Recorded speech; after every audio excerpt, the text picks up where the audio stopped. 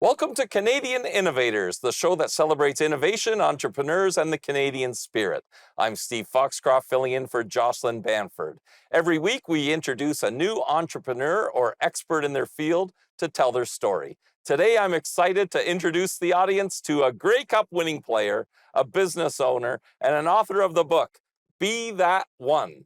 Dan Giancola. Dan, thanks for being here today. Good to Hey, catch up with you. thank you so much for having me. It's It's hard an to honor. catch up with you It right is. now. You got a lot going You on. got lucky. Yeah. Now your story gives us gives me goosebumps and all that, and we'll get to some of the goosebump part later. Right. But let's start out with the CFL part. You're a Sure. Grey Cup winning player, but you were a rookie at 29 years of Yeah. age. Other guys are thinking about retirement Yep. back then. So obviously it wasn't an easy thing for you Right. to get into football. Tell us the story.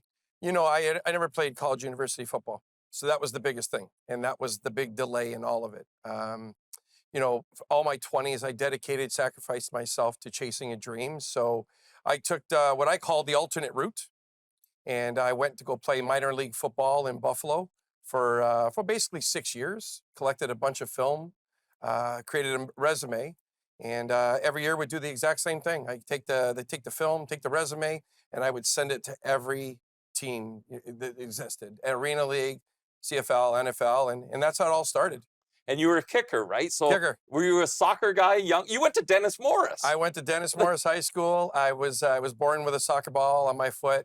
Soccer was my first love.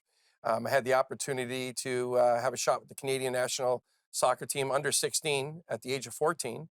I was with the Ontario team, and I captained 3 years the regional team. Now, back in those days, Yeah, the Ticats used to do their training camp at Brock Brock University. University. So you being a Thorold guy, Yeah, St. Catherine's guy, yeah. I'm sure that must have been a little bit of your introduction to football and the pro level too. Absolutely, man. I remember going down to that field the second that training camp opened.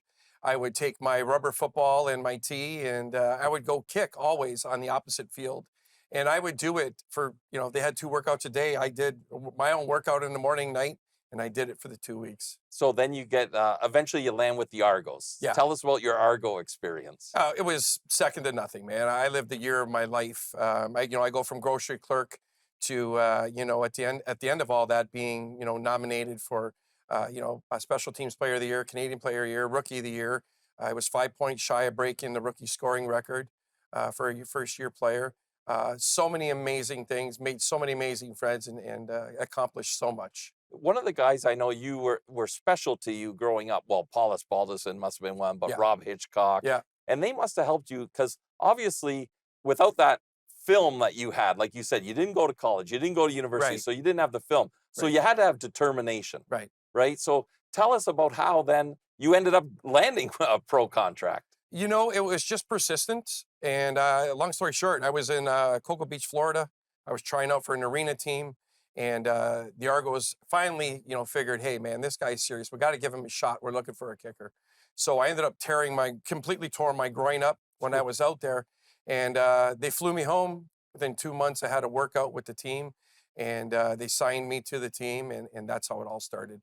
And then how it ended was a unique story too, because 2004, great season. And then you got to decide whether you're coming back or not. Right. So tell the viewers what went into the decision to walk away from football. It was an easy decision, but a hard decision. It came down to my father-in-law had gotten diagnosed with colon cancer, terminal.